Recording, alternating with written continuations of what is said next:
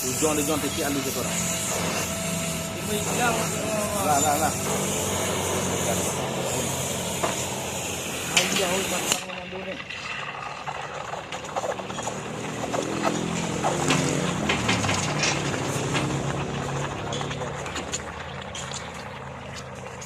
Oh, masuk kamera tu. Apa dah habis? Panjangnya.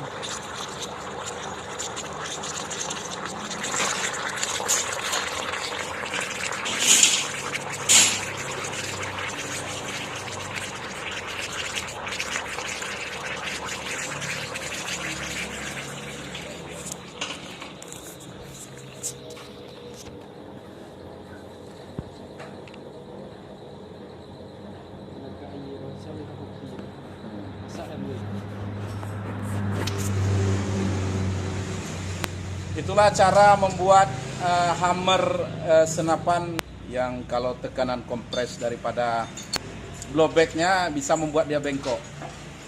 Jadi inilah cara tekniknya membuat supaya hammer lebih keras menjadi baja.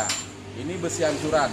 Cuma resepnya adalah di dalam ini air tersebut Anda campur dengan garam 3/1, artinya 1 garam 3 air.